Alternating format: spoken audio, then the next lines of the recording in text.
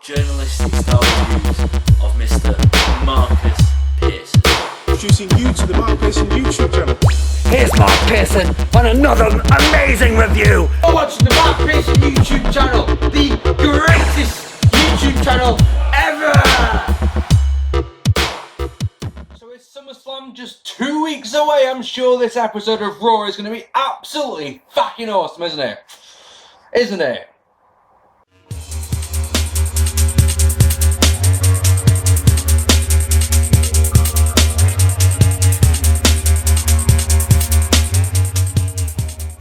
Hello ladies and gentlemen, welcome to some more Raw Thoughts. Now before we get in, I'm going to say two little things. First things first, I'm a happy camper today. I was in a good mood before I sat down to watch Raw because I've lost my passport. That isn't something to be very happy about, is it? Well, I'm turning my house almost literally upside down. I say almost literally because of course I've watched the CM Punk Grammar Slam thing this morning, which of course will tell me off for saying the word literally. So I've figuratively turned my house upside down looking for my passport. Now I haven't found my passport. What I did find yesterday evening, made me really chuffed because I watched WrestleMania 8 over the weekend. Watching it, I wanted to watch the Randy Savage versus Ric Flair match, and I was really chuffed when I was searching around the flat and look what I found. Look, from that very show, the WWF magazine from then, and it's in pretty much mint condition to the point where I've still got the order catalogues, the merch inside. Well chuffed about that. That's got to be worth something, hasn't it? Anyone want to buy it? Name a price? Because obviously I need it that much that I'd lost it for many years. Anyway, the other thing is today is Tuesday. I'm recording this on Tuesday. Tomorrow there's a TNA pay-per-view on over here in England on Challenge called TNA 10 Reunion. Just wondering, would you like a review? Because I'm going to be watching it anyway, and I've got no vids lined up for this week other than another F1 vid that's coming up later on, probably on Saturday or something. So yeah, if you want a review, I mean, I do TNA reviews and no one watches them, which is why I don't do TNA reviews. So, but if there's a demand for it, because as far as I can tell, this pay-per-view hasn't been shown in America. That's why I'm asking, because normally what happens is the pay-per-views are on Wednesday night, yeah, and they're on Challenge, but they are full of adverts. So what I'll do is I'll find a torrent of them, download them, and I'll have the guys round, and we'll watch the show on a Wednesday night, but we'll watch it on the laptop or on the Xbox without the adverts in. Much better. Like I say, I can't find this one anywhere. If anyone can say, whether this happened or not. As far as I know, On Demand refused to carry it, is from what I can tell from what I saw on Facebook yesterday. Anyway, that's rambling. I've got two shows to review. As you saw at the very start, the BritRest guys are there with the BritRest intro, so we're going to be talking about some Futureshock after Raw, so stick around for that. Raw kicks off with Stephanie McMahon coming out, and she shows us a video package of Daniel Bryan getting his makeover. So he eats a steak and he puts a suit on, and he comes, it's all good. He comes out and he looks like Damien Sandow, to be honest, and he says the company wants another John Cena, but John Cena is an entertainer. He, though, is a wrestler. When he says wrestler, it gets a great big pop, and that makes me a happy boy, because no matter how many times WWE calls them sports entertainers or superstars, they are wrestlers. No matter how much KFC try and tell you that they're not, their initials stand for KF. KFC stands for Kentucky Fried Chicken. Your brand is fried chicken. You can tell us it's WWE until you're blue in the face, but the WWE is World Wrestling Entertainment, and people still associate it with that. I refuse to call them superstars if I can help it. I cannot stand using that name because they're not. If you ask the man on that street down there, walking there, who the fuck is Alex Riley, he won't be able to tell you. Therefore, he is not a superstar. Anyway, after talking for a moment about wrestling, he says he will wear the suit for now, will comb his hair for now, because at SummerSlam he is going to make Cena tap out. And you look at that and just go, oh, if only. Cena's always I said this to the guys on Saturday when we went to Futureshock, Cena's always talking about how much he loves this business. If he loves the business, he will not only let Cena be it, he will not only job to Bryan yet, but he'll job clean, middle of the ring, via submission, and make a new superstar, so that there is a WWE to keep going. This brings Vince out. He mocks Bryan's appearance, his weight, etc. He even calls him a miniature Mick Foley, which I'm sure Mick Foley loved. He's only kidding. His problem is the beard, so he brings out a barber's chair, and who better to shave him than Wade Barrett, who comes out to utter silence. No reaction for Wade at all, and of course Bryan suckers Wade in and ends up shaving some of Wade's facial hair off. Yay, that's good. So we have our first match of the night. It's RVD defeating Alberto Del Rio in a sort of match. Miz did commentary. I have no idea why. I honestly have no idea why, other than so that Spaz Phoenix can beat his meat about the Miz, because he's not involved in any feuds. He's the host of SummerSlam, so he's got no purpose to be out here. The match is Ricardo's back from his serious injury. The match is what it is, and then basically Ricardo puts his bucket in the corner. RVD ADR whips him into it, counters, bam, and then Rob Van Dam does this really nice roll up, which gets the win. Alberto Del Rio is furious and attacks Ricardo with the bucket, and then super kicks the stairs into his face, which is an ouch sort of a thing. This match, honestly, I'm really surprised about. If this match I would have done at SummerSlam, so it had more impact. It's a raw moment. Ricardo, the Ricardo ADR friendship finally crumbling after all these years, but it's just one of those. I don't think it has as much impact as it would have done on a pay-per-view, is what I'm going to say. Cody Rhodes is in the ring. He shows us a lengthy video package about what's happening with him and Sando over the last couple of weeks, and they have a brawl in the ring over the case to utter silence. No one cares at all about Faith Cody Rhodes at all. Ryback versus Mark Henry ends in a count-out as Ryback walks out after 2 minutes. Why the fuck not? And in the back, the Bellas bitch about Natalia, which is lovely, I suppose, be a star and all that. Cena comes out to talk about Bryan. He talks about his crazy looking elbow. Do you see his elbow? He says that, he's got a messed up elbow. His elbow looks like a football. An American football, of course, but a football on the way. It looks like a rugby ball. What the fuck is wrong with me? Yeah, it looks like a fucking rugby ball. And you're like, damn, dude. That's nasty. Said that Bryan would prefer to wrestle in a gymnasium than in an arena. Surely a wrestler shouldn't care where he wrestles, but that's just me. Cena says WWE is NFL, not for long, if you keep focusing on the past. He says Bryan says he can't wrestle. The fans say he says that the fans chant, "You can't wrestle" at him, yeah? He says, listen, they're chanting it right now. Silence. 2 guys in the front row going, "You can't wrestle." And Cena looks into the camera and goes, "I don't know if you can hear him, but they're saying you can't wrestle." So I can't hear him, because they're not. Clearly not.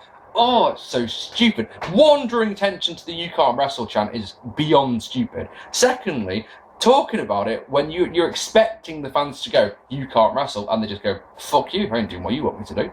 That was just, oh dear me, I don't get it. Oh, but then they do start chanting. You know what they start chanting? They start chanting "boring" at John Cena, which I think is great. I love that. He drones on and on and on some more until Randy Orton comes out. Cole, oh my god, Cole. See, I've got a lot to learn about being a commentator, yeah, but one of the people I just never ever hope to be is Michael Cole, because he speculates whether Orton is coming out now to cash in his Money in the Bank briefcase. But wasn't it last week or the week before that Randy Orton had said to John Cena, "When I cash in this briefcase, you'll never see it coming"? So it's not going to be a thing. He's going to do it at the end of a match. Surely, Cole, you fucking moron. Anyway, Orton reminds us that he has the briefcase and he can cash it in whenever he likes. This brings out the Shield, and then Bryan makes the save. This leads to Brad Maddox making his first and only appearance on the show because he's irrelevant. To do his best Teddy Long impression, make it a 6-man tag in the main event. Then the Wyatt family defeated Tons of Funk, which is nice. I can't be the only person who gets blagged by this, right? Has anyone else noticed this? Bray Wyatt holds up his lamp and says, "We're coming." Blows out the lamp. Then comes to the ring with a lamp. And you're like, but that's clearly an electronic lamp. A battery operated lamp. I don't know why they do that. Why didn't they just come out with the lamp, the other lamp? I don't know. Anyway, was told last night that you can buy the sheet mask now. I don't know if that's true, but that's funny. That is. I like that a lot. I like that. Surely they're doing that to take the piss. Surely. Anyway, match lasts all 90 seconds. Splash gets the win. Bray Wyatt cuts a promo about truth and some stuff, and then Kane appears on the Tron and says that at SummerSlam, the ring will be surrounded by fire. Now, to me, that sounds like an Inferno match, and we haven't seen one of those for a very long time. I think it was the Kane versus MVP was the last Inferno match. We saw that in, 2007, was that? Might have been 2008. If I'm wrong, I don't care. And then, speaking of not caring, oh, I'm a professional. That's a good segue. Layla defeated Caitlyn. You're subscribed to me. Layla had turned heel for some reason on SmackDown. Oh goodies, that leaves Caitlyn and Natalya as babyface divas. That's about it. Why am I saying that? No one cares, do you? Case in point of this is this match, plays to utter silence. Even the announcers don't give a fuck. They're too busy laughing at a joke that fucking Laura have made. AJ comes out, causes a distraction. Layla kicks a big kick, gets the win. Yay. World Heavyweight Champion #1 contender Christian defeating Heath Slater. Slater gets no entrances or is on the app. I don't know. Have you noticed? App not mentioned at all tonight. Maybe it's broken down. Maybe everyone stopped using it. Maybe WWE have done what I've been expecting them to do for quite a while, just lose interest in it, which is what I've always hoped they would do. I mean, I'm an hour into this show, or maybe more than that because of the ad breaks and all that. But I'm watching this in Daily Motion in 15-minute parts, so I've watched 4 parts at this point. I'm an hour into this show. No mention of the app. Not at all. Anyway, Spear gets the win Christian, which is nice. And then in the best stuff of the night, Curtis Axel defeating CM Punk by disqualification. Speaking of Punk, as I say, those Grammar Slam vids are just wonderful. They're just wonderful. As someone who gets told he's posh and who pronounces his words and who can actually tell the difference between there, and there, and it bothers me when people don't. It's like, oh, it's not just me then. Anyway, this match is the first time of the night that the crowd have actually given a fuck about anything. Various CM Punk chants going, but then, right, when they're brawling around the ringside, Axel's in control, they chant boring at them. And then they chant, this is awesome when they get back in the ring. Anyway, match is okay. It's nothing special. Ends in disqualification when Punk grabs hold of Paul Heyman. Didn't touch him, just grabbed him. Didn't beat him. Now, I'm sure if Paul Heyman interferes in the match on behalf of Curtis Axel, Punk would get disqualified. You know, if Heyman started attacking Punk, that's a disqualification. Literally, Heyman's at ringside, Punk grabs him. That's a DQ. And you're like, that's not disqualification. And no, it's not. Anyway, this brings Lesnar out. Punk hits Axel with a GCS on the outside and then has a great brawl with Bulk Laser on the outside, including a really nice belly-to-belly suplex on the outside. Punk's able to come out with a chair shot. As he lifts up the chair to hit Paul Heyman, eats a fucking sweet F5. That is the best thing of this whole show. And then in the back, Brock Lesnar cuts a truly terrible promo, which is one of the reasons why he lets Paul Heyman do all his talking. But he does end it with, say something stupid, Paul. Heyman says something stupid. He challenges CM Punk to a match next week, which is nice. I'm sure that won't happen. Kofi Kingston returned with new pants and defeated Fandango in a short match. Nothing special, but I suppose Fandango didn't bail like he does a lot these days, so that's something, isn't it? In the back, Stephanie shows what a terrible actress she is by crying to Triple H because she'd seen Vince. Vince had chewed her out about Daniel Bryan. Triple H gets vexed and says he's going to stop Vince. You watch. If he reckons he's going to ruin SummerSlam, you watch. I'll stop him. That's lovely. Real Americans defeated the Usos in a pretty good, an alright match, to be honest. I've got to say. One of the Usos plays face and peril. Not sure which one it was. Hot tag, super kick, all good. Looks like it's going to be a win, but then a cheap shot from Swagger on the outside. And the neutralizer from Cesaro gets the win. And then Big E Langston. The match was really short as well. Every match, literally, the only one that's had any length to it tonight is Axel versus Punk. That one went 11 minutes. Every other match has been ridiculously short. Big E Langston defeating Dolph Ziggler. Match again is short, nothing special. The crowd don't care in the slightest. Caitlyn comes out, attacks AJ Lee. They brawl in the ring. Oh, where's Slaughter gone? Oh, come here. Attention, maggots. Where were you going? Get in the ring and on top of Bossman. There we go. You go on top of Bossman while Hulk Hogan has his way with Scott Steiner in the corner. I hope you guys can see that, or I'm just looking really strange. Anyway, yeah. What else? Caitlyn and AJ brawl in the ring while the match is happening, while Dolph and Big E are going at it. So they're allowed to brawl in the ring, but if Punk grabs Heyman, that's a disqualification. Not interested at all. Dolph's distracted, obviously. Big clothesline, big ending, gets the win. And you're sat there thinking to yourself, right, it's 2 weeks before SummerSlam. You're expecting this match to happen at SummerSlam. So where does this leave either of these two? I don't know where that one's going to go. In the main event, Cena, Bryan, and Orton defeated the Shield by disqualification in another short match. This one went 5 minutes again. Nothing to it at all. The Shield attacked Bryan while he goes for the yes lock. That gets the disqualification. Big brawl breaks out. Cena gets Cena and Bryan both get RKO'd. And then Orton looks like he's going to cash in the Money in the Bank. The Shield stop him. So the last thing we see is Randy Orton on the entrance ramp. So it's one of those. If they're not doing Bryan wins the championship, Orton cashes it in on Bryan, it's just, I don't know what they're going to do really. I don't know, because Orton was the focus here, not at the end of the show, not the two men who are actually in the match. You know, the show was pretty boring, to be honest. I mean, it was match heavy, but all the matches were very short and none of them were particularly memorable. I enjoyed the Axel and Punk and Lesnar stuff. I actually enjoyed the opening segment for what it was. I thought, it was very similar and very reminiscent. Of course, we were always going to compare it to the Austin corporate makeover in 1998. I know, but I like this. But I mean, let me tell you something. It's one of those shows where it flew by again. It didn't. Obviously, I don't watch a 3-hour show. I watch a show that's about 2 hours 15, 2 hours 30. It didn't feel that long, is what I'll say. But it just feels like they've got the SummerSlam card planned out in their head, yeah. But they ran out of ideas how to get there last week, and they've got this week and next week with just like, what do we do? Let's just throw out there. Just throw out lots and lots of matches, most of which are completely insignificant, But yeah, I popped for Bryan saying he's a wrestler as well. That was really good. Anyway, ladies and gentlemen, thank you very much for watching my Raw thoughts. If you want to bugger off now, I'm going to talk about some Futureshock thoughts. Futureshock Underground 2 from Prestwich, which is in North Manchester. It's about 60 miles away from my house, believe it or not. It's quite a trek. I was having car problems this weekend really badly. On Saturday morning, the day of the show, I woke up to find I had 2 punctures. Imagine that. That's fucking bullshit. Not as many people in the... excuse me. in the building, but it was still a really, really good atmosphere. In the opening contest, Josh Bowden defeated Don Meacham in a good match that saw a sweet DDT by Josh Bowden and a lovely buckle bomb by Don Meacham. Josh Bowden getting the win with an inside cradle, which I was just a bit perplexed by, to be honest, because not only did Don Meacham's part of the Don Meacho, whichever one it is, he's part of the Uprising faction, and none of them came out with him. And I was fully expecting. I even said when the match started, Don wins because the Uprising interfered. Storyline advancement, happy days. But no, Josh won clean, and none of the Uprising came out. That was a bit strange.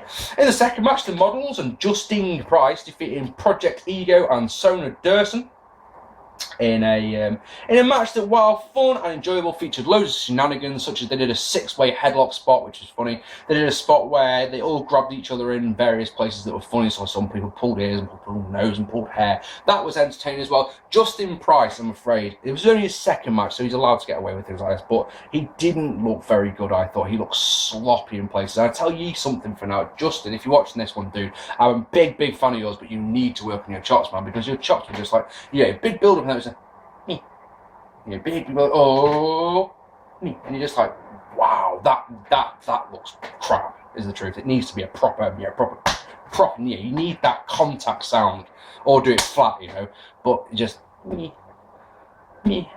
Thing is about doing a chop like that is, of course, if you do that, you look like a fucking Burt for selling it, don't you, of course. The Models have a move called the 3D. We don't like calling it 3D. Our little crew call it a snapshot, and that's what the Models use to get the win. Third, Sparks defeating Dan Evans in an enjoyable match. This is the first time I've seen Dan Evans away from his health and safety gimmick. There's an ice cream man. Happy days. Must be English summer. It's really cloudy and there's an ice cream van outside. This is not an emergency service vehicle. You see. It's bad that my chest is hurting now. Because I'm such a wimp. First time I've seen away from his health and safety gimmick. And that was refreshing. I enjoyed that. Sparks showed teases of a heel turn at 68, and there was none of this here. I don't know if they're shaving that. Why not? If they're shaving that for the Guildhall, or if that was just my imagination going, look, I really want Sparks to turn heel. Look, it's like teasing turning heel. I don't know. Evans countered a tornado DDT into an absolutely superb sit-out powerbomb. That was really, really nice. But a spear getting the win for Sparks. Sparks' first victory in absolutely ages. In fact, I'm honestly struggling to think about when I actually last saw him win, believe it or not. So it's been that long. And then in the last match before the interval, James Drake defeated DDL and Shawn Daniels in an alright match. I really love the superplex powerbomb combination that they busted out of the corner. Drake hitting 2 low blows and getting the win. In the second half, we got a really, really good tag team match as Brian Bodum and Xander Cooper defeating Joey Vega and Zach Gibson. And really good this one. Ref girl Danny on the outside wearing green and black. Very, very off-putting. It's like, you know, the sort of nudging you make. Apparently there's a match going on. You're like, oh, that's nice. Match is here. And you're like, damn, that's an amazing outfit. I'm sorry, I'm a terrible person. I'm a dirty little pervert. My God, amazing, absolutely amazing. Anyway, trying to watch the match. Gibson pulling off a Tiger Bomb made me happy, boy. He pulled out this really nice bridging German suplex with a bridge as well, which was really nice. Xander and Gibson brawled on the outside. A chair got brought into play, and they sort of brawled around the ringside area. And of course, that was a big distraction, so that Danny could get in the ring, hit the spin kick on Joey Vega, allowing Ryan Bodum to get the win. Ryan Bodum in his 4th or 5th Futureshock match now. Now, I know he's having matches elsewhere and everything, but he just looks so comfortable in the ring.